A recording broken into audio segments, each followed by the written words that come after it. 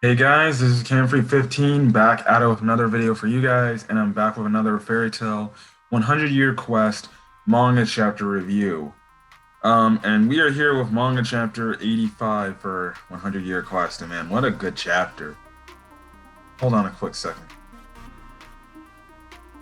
Okay, sorry for that quick thing, but as I was saying, yeah, now obviously, again, you're wondering, why am I getting this out on a Friday instead of it being either out on maybe a late Tuesday night, but mostly Wednesday?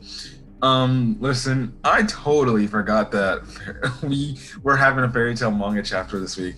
I'm sorry. See, with fairy tale, the fact that each chapter comes out every 2 weeks essentially, so next week's gonna be a break, and then the following week that's when it comes back, and it's like it's so mind kerfuffle, like so different. And technically, for me to read these manga chapters, I have to go on like sorcererweekly.com or somewhere else to read the manga chapter and stuff like that. It isn't like on Viz Media and stuff like that where you get it for free, because it doesn't come from the Shonen Jump. It comes from Shonen Magazine.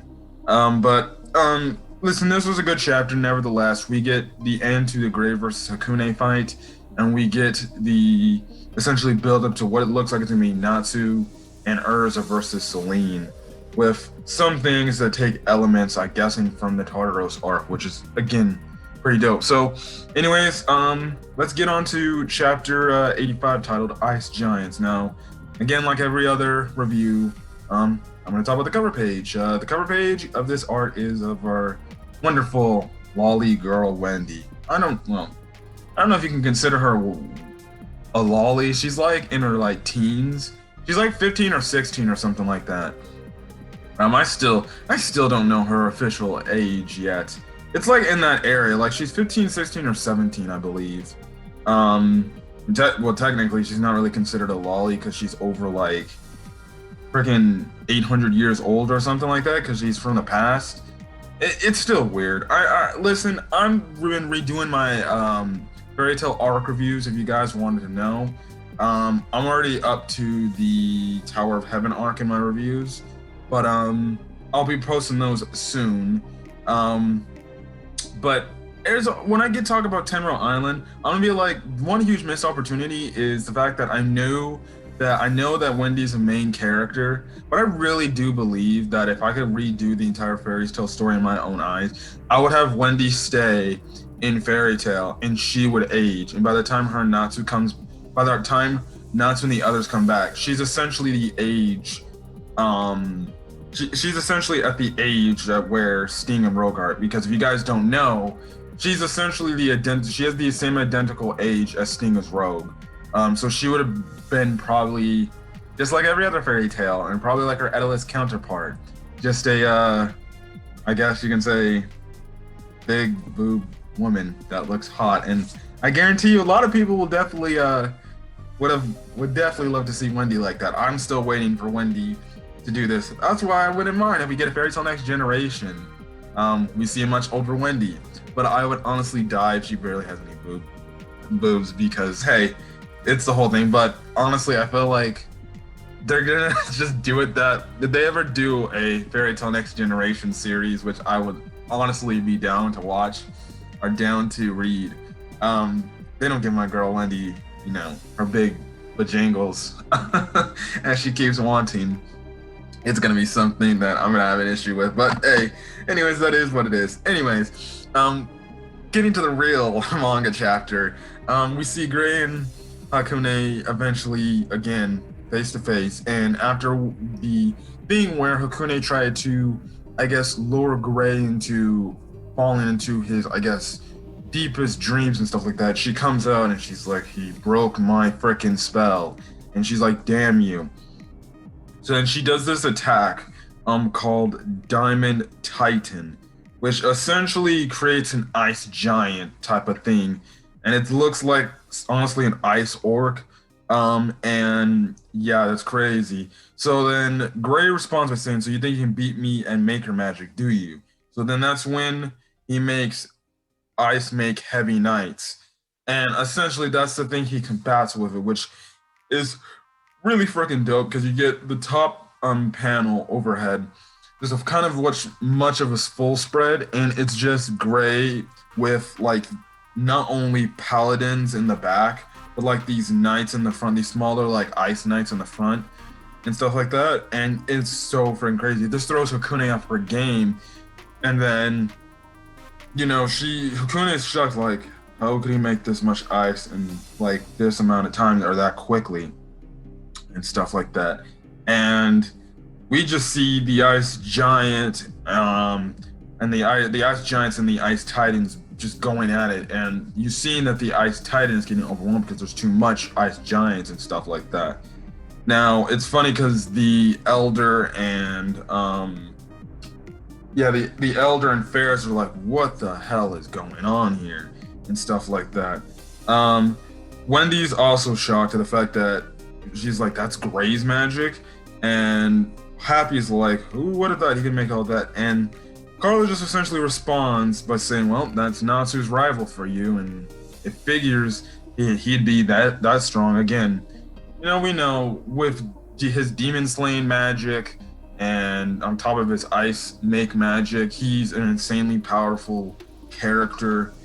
He's definitely up there in top, he's definitely in the top 10. I don't know. I think he would be in top 5 strong fairy tale characters at this point now. So, things like this doesn't shock me and stuff like that. Now the elder's like, you're trying to wreck the village. He's still a hunk though. But essentially Gray's pushing Hakune back, and it's getting to the point where eventually, Gray's ice giants are too much and they break the ice titan and they go straight through it. Hakune is taken down because, well, guess what? She essentially used up all her power in that one ice giant. So she gets taken down. She's down for the count. And Mimi and Hakune have been beaten. And this is when Ferris obviously says the typical line, characters who first come across fairy tale or first interact with fairy tale or ever, or in just any general anime when it comes to a group of people, they always say, that group is amazing. That's what she says. She's like, fairy tale's amazing, or is truly incredible and stuff like that. Now, this is when the elder, the Grand White Priestess, senses that Elentir's magic power is overflowing and it's swelling.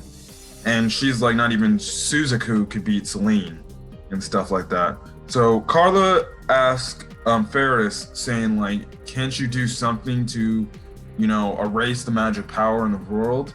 And essentially Ferris is like, as long as Celine is here, I can't do that. If she wasn't here, I could probably do it pretty simply.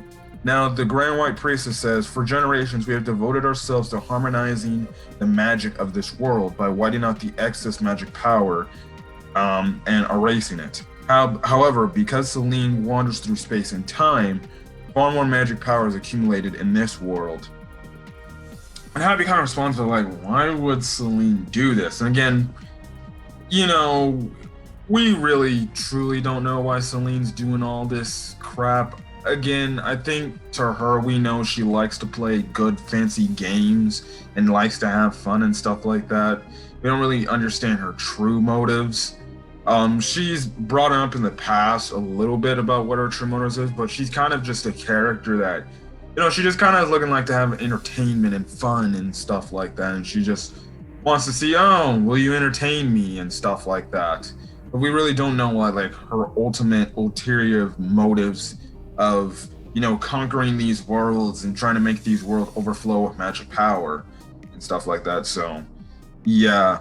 Now the priestess is like, however, if things remain like this, Elentir will certainly perish. His world will cease to exist due to a major explosion caused by the expansion of magic power. Essentially, I guess you can say somewhat the opposite of Edelus. They have no magic power, but here they have an excess amount of power, and there's excess amounts of power in some worlds. I guess it would make sense that the balance would be unbreakable, or would be pretty much on the brink of destruction. It's kind of like if you live in California, it's like the San Andreas fault. It's like it's gonna take, we don't know when, but one huge massive shift could just break that entire fault line apart and stuff like that, and cause massive destruction. If you also obviously saw the movie San Andreas. Now the next thing we see in the next panel is the fact that we see, if you remember from when we first entered Elentir, you had the hands and stuff like that. Well, we see the hands start appearing from the grounds and everything.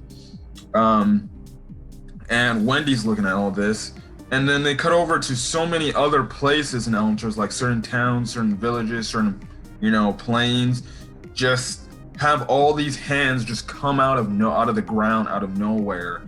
And it's just freaking crazy, and just like, what the hell is going on here and stuff like that. And one of the other, I guess you can say, aids to the Grand White Priestess is the fact that they're like, the world's ending. It really is ending. It's coming over to an end. And Wendy's looking at all this, and essentially what Toka says is like, look, let's use Aqua Air to escape and stuff like that.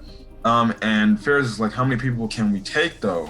And this is when Wendy gets the interesting idea, or the interesting familiarity of the fact that she's seeing all these hands coming out of the ground, and she's relating that back to the face incident back in the Tartaros arc, where obviously we knew the Magic Council had a backup plan to if there was a part where a enemy is so freaking evil and so undefeatable, the fact that, well, guess what? We have a backup plan, and we'll just use it to take out all the magic in the world. But we found out that Tartaros used it because they had curses and they couldn't get affected by face. Wendy's like, this feels similar to Earthland's face project, and stuff like that, which is pretty freaking interesting when you think about it. I'm morely guessing the fact that the reason why the hands are showing up, I will say it has some inspirations from the face thing. I just feel like the thing with the hands, it's showing that Elentir's magic is like literally overflowing to the point, like, these hands are just coming out, and it's like, oh, it's just so much magic, and it's literally just destroying just simple things with the hands before the entire world just explodes and everything, because there's too much magic going on and stuff like that, which, again, it's a nice callback to Tartaros, which is one of my favorite arcs, if not my favorite arc of the original fairy tale series. But it's just really interesting to think of the fact that, Wendy would make a reference or saying like, this feels familiar to Earthland's magic and stuff, or Earthland's face project, and things like that. Now she goes on to say, there's as many hands as a symbol of magical expansion. And she's like, does that mean that, or does that have something to do with this? Now Toka responds by saying she can't use Aqua Air because the excess amounts of magic is just crazy, and it's tightening space itself, everything. And the Grand White Priestess is essentially just breaking down. She's like, it's over, we're done, the world's gonna disappear. But then that's when we see obviously Natsu doing his typical hit the ground at the last second, and he's like, we're not gonna let that happen. Urza responds by saying, all will be well if Selene is defeated, correct? And that's when Natsu and Urza reawaken from, I guess you can say, their battle damaged wounds, and they both say that they're gonna stop her. Pretty much because they're kind of like the last two fairy tale members left that have some subsequent of energy left. And essentially the chapter ends off back at Black Moon Mountain, where Selene says the time has come where this world will be distorted and be forgotten in time.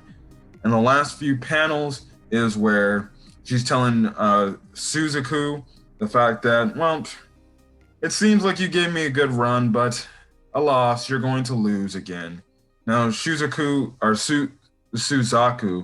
he's essentially been beaten up pretty badly, and he's kind of bleeding, and he looks a little tired out and everything. And he's essentially telling Selene, I'm not giving up because you're my prey. And Selene just responds saying, it's not bad to be defeated by Carnegie's sword. That is another distortion. That's where the chapter ends off. So it seems like Suzaku is not doing pretty well. So it seems like what's gonna happen is Natsu and Urz are gonna come in and maybe work together with Suzaku and have, I guess, a temporary alliance to defeat Selene. But it seems like it's gonna be Natsu versus and Urza versus Selene, and stuff like that. So it's gonna be very interesting to see that. Now, we've seen Selene's feat of power, and how strong she is. So I guess in the grand scheme of things, I can see the powerhouse duo of Natsu and Urza taking her down. It's gonna be interesting to see how they take her down. But other than that, yeah, I thought this chapter was really good. Even though the Graves fight was probably shorter than what most people wanted, it kind of sucks. But at the same time, he displayed a pretty cool magic thing. The fact that the hands are coming out of the ground, essentially signaling almost, I guess you can say, near the end of the world for Elentir. And I like the fact that Wendy made a reference to the fact that it's similar to like Face from the Tartaros arc, and that's pretty cool. But mostly, I'm gonna be very hyped to see Natsu and Urza versus Selene and see what they can do against this powerhouse of a dragon god. But yeah, other than that, that's kind of it. So if you guys like the video, leave a like.